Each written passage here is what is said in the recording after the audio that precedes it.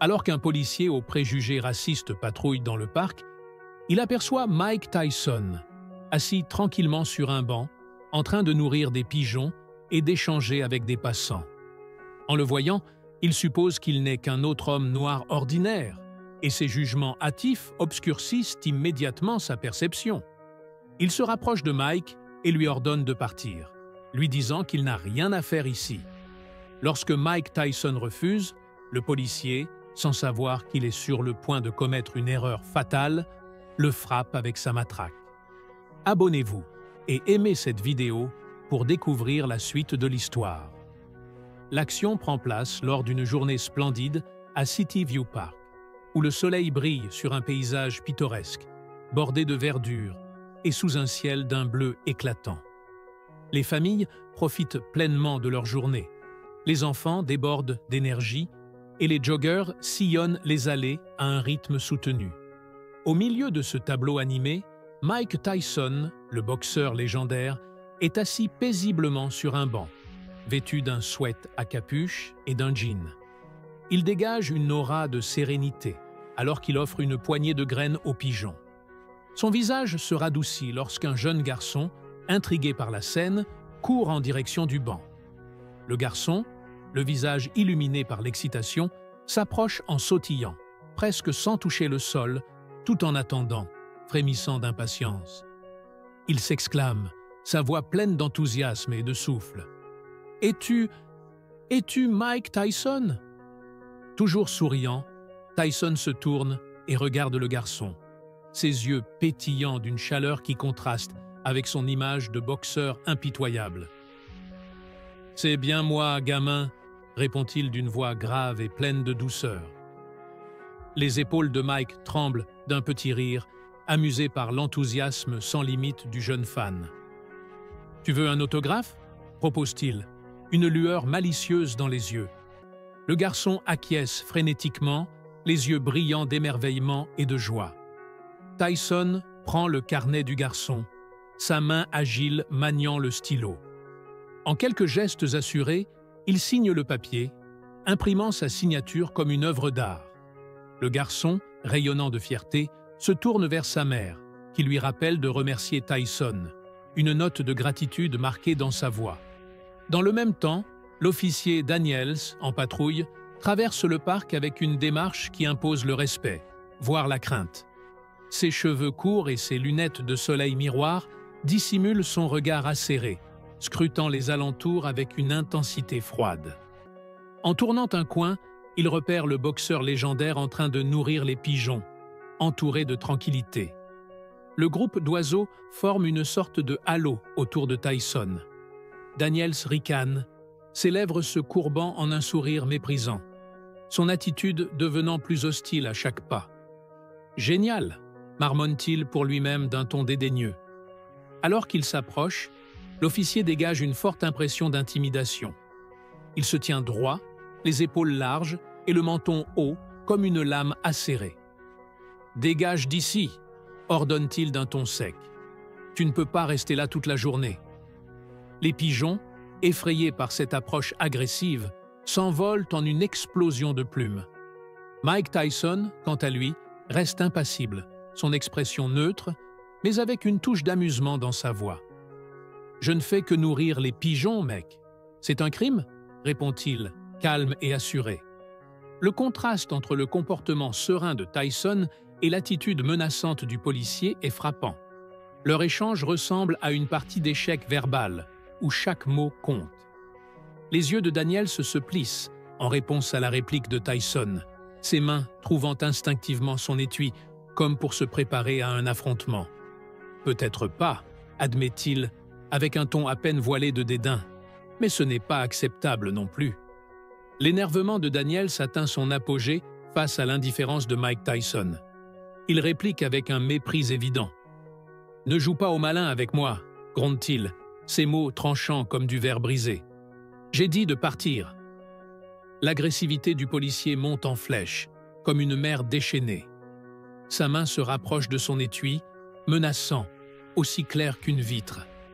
Mike, lui, reste inébranlable, soutenant le regard du policier avec une intensité froide. Sa posture est aussi solide qu'un bloc de béton. « Je ne bouge pas », rétorque-t-il lentement, chaque mot marqué d'une détermination tranquille.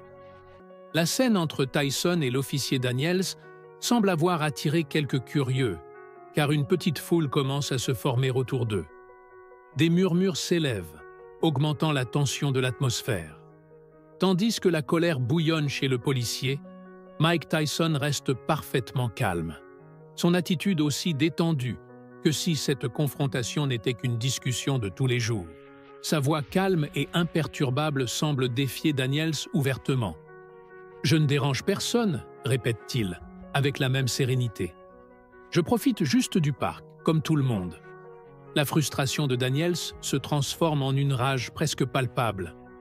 Il s'incline vers Mike, son visage ne laissant que quelques centimètres de distance.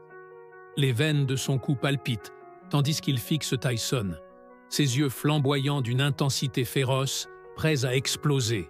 « Peu importe qui tu crois être », grogne-t-il, la voix basse, grondante de haine. « Lève-toi maintenant », hurle-t-il, son souffle chaud frappant le visage de Tyson. La foule, sous le choc, retient son souffle, la tension dans l'air maintenant presque palpable. Daniels, sur le point de perdre le contrôle, fait un geste vif avec sa matraque. Le bruit de l'impact retentit avec force, résonnant comme un coup de tonnerre. Le bruit sec de la matraque contre l'épaule de Mike Tyson fait exploser l'horreur et l'incrédulité dans l'assemblée.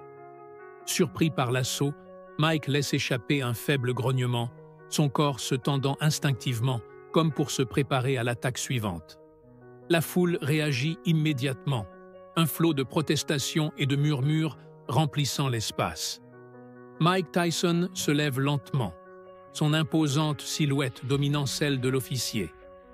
Chacun de ses mouvements est mesuré, comme un prédateur qui s'apprête à réagir. Bien que la douleur dans son épaule soit évidente, son visage reste impassible, ses yeux plongés dans un calme profond. Il fixe le policier, l'air défiant, et le silence entre eux semble charger l'atmosphère d'une tension indescriptible. Les murmures dans la foule s'apaisent, chaque regard fixé sur le face-à-face intense qui se joue.